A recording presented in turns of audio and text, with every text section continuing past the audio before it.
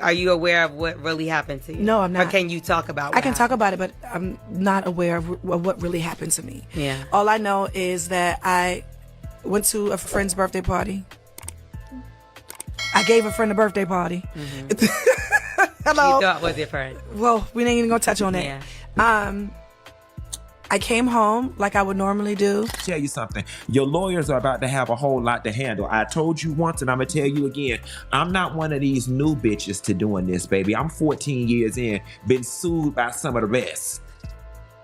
Okay, check my lawsuit record. Stayed in court with Sheree. Stayed in court with Chris Stokes. Stayed in court with XYZ Company. Stayed in court with Music Company. And I'm here to let you know, baby, it's going to take more than a little piece of statement on a lawyer's. It's going to take more than a little piece of statement on your lawyer's letterhead claiming rumors about an inappropriate relationship to scare me. Because if that's the term that we're going by, inappropriate relationship, the person is claiming that you had an inappropriate relationship. If that's the thing that we're hanging on to, then baby, you, Mr. Walker, you don't even want to waste your time sending me nothing on your fax paper because the relationship was extremely inappropriate. Child, wanting to stand by Tamar Braxton has got to be one of the most exhausting jobs in the world. Because once again, Tamar's been caught in a lie.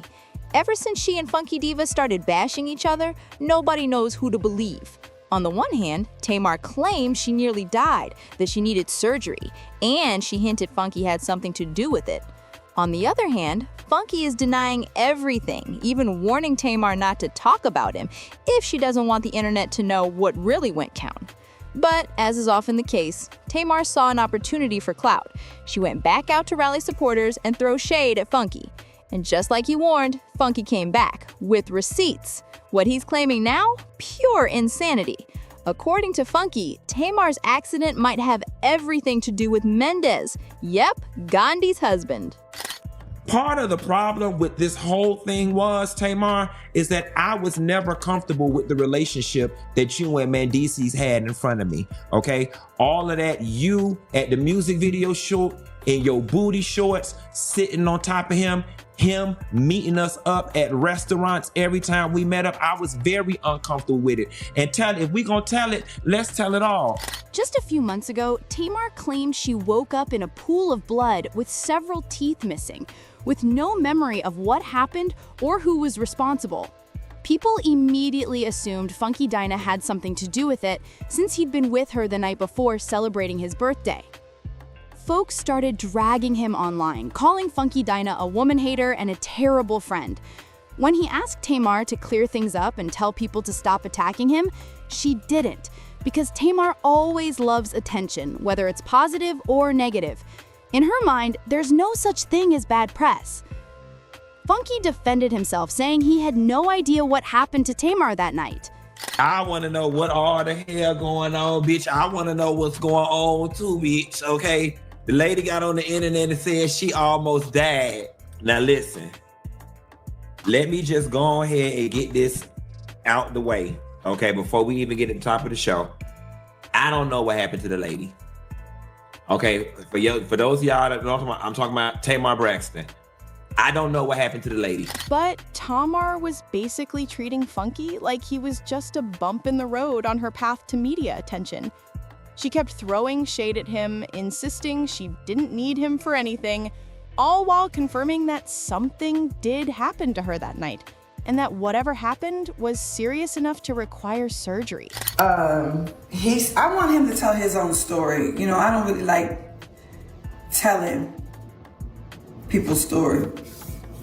You should ask Mendes. Baby, Funky warned her again and again that if she didn't want the world to know the kind of tea he really had on her, she needed to speak up and defend him, because he's not someone who runs from a fight. All I was asking was for you to go back to your stories and put, Funky Dineva didn't do anything to me, guys. I was resting. I should have said something earlier. That was all you had to do, and it could have been done with on my end. Even in this very moment, that was all you had to do, and it could have been done.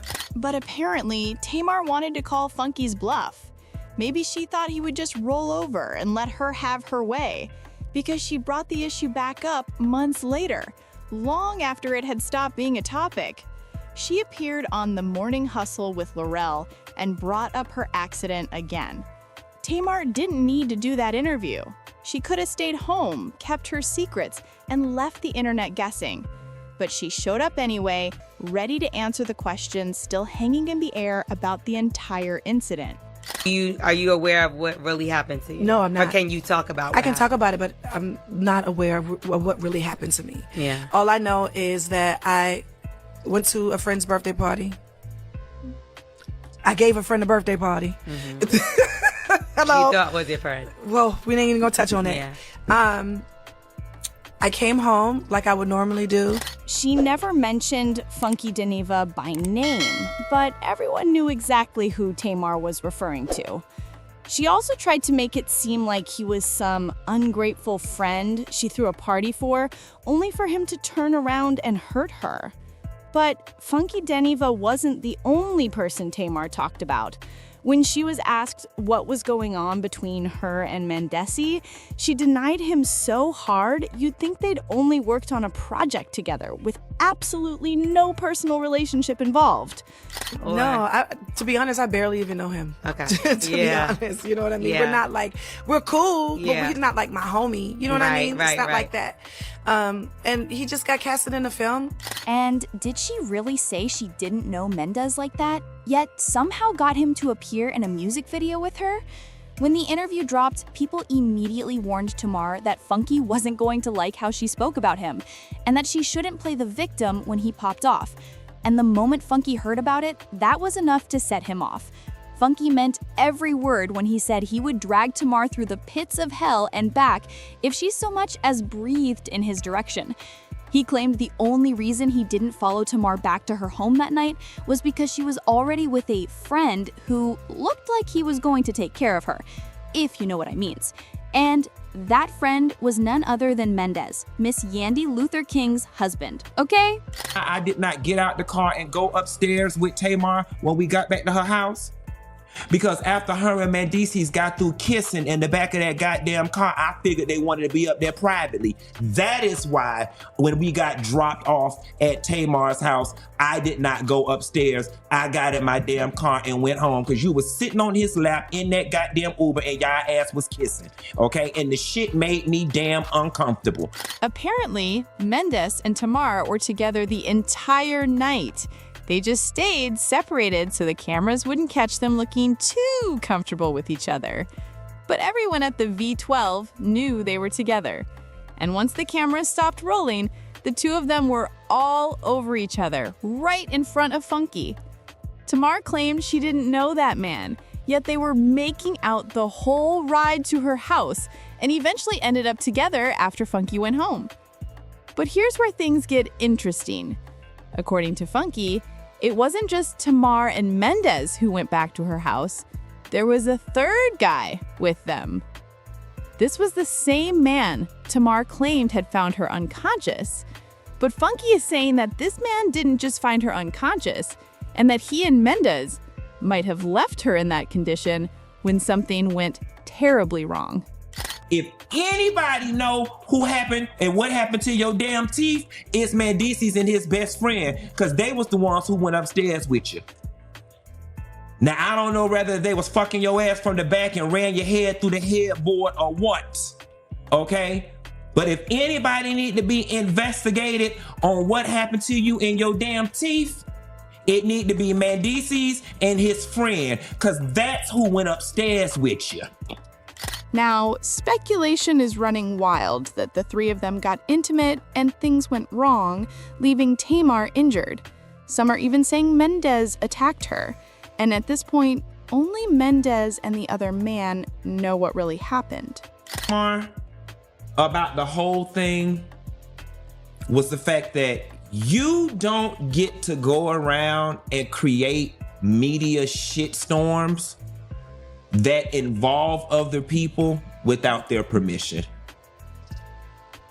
That whole, my teeth fell out, and I don't know what happened. Tamar, like, sis, And then you had that Spanish lady make that video down in Miami lying. There is nobody who had the amount of mouth trauma that you had that healed that quickly. Apparently, Tamar has lawyered up against Funky and released her own statement. She claimed the rumors don't just affect her, but also the families involved, and said it's been painful to see what's being said about her online. She also made it clear that if the rumors continue, someone will have to take responsibility, hinting that we might see Tamar take Funky to court if he speaks on her again. But child, if you know anything about Funky, he's not letting this one go. After her statement dropped, he went after Tamar again, saying straight up that she's got to do more than that if she really wants to scare him. And I knew that this is how you was gonna play it. So now we finna take it all the way back to the very beginning. I knew this was how you was gonna play it. And let's be very clear here. If y'all remember when the situation first broke and about the whole mouth stuff, and I said, and the only reason you dropped that video is because, and I said, I ain't gonna do it to you. Y'all remember that? I said, and the only reason you dropped that music video real quick like this was because, and I said, I ain't even gonna do it. The reason you dropped that music video as quickly as you did is because people had spotted y'all ass, okay? Inappropriate relationship. Well, you tell me, Tamar, if it's appropriate or inappropriate when we're sitting at Roof Chris and he's rubbing in between your thighs, in between your dress. And maybe this time, Tamar just has to admit she picked a fight she can't win, because Funky is not afraid of a lawsuit. If anything, he's waiting for her to bring it so he can lay her out once and for all. You know, me and her are just getting to know each other, and she got this stuff going on with Mendes, and she know I'm a YouTuber, and she know I'm a blogger, and I'm curious to know if she's doing all of this because she want me to go tell it. You know what I'm saying? And now that I look back at all of it, I really do feel like it was a scheme that you set up to put me in this position to do it. And I know it's easy to say that Funky Diva is lying, making things up, or trying to throw her under the bus, but the way he addressed everything with a "I'm putting up with this BS" attitude shows he wasn't lying, no matter what people thought of him afterward. Tamar, you gonna sit up in my face?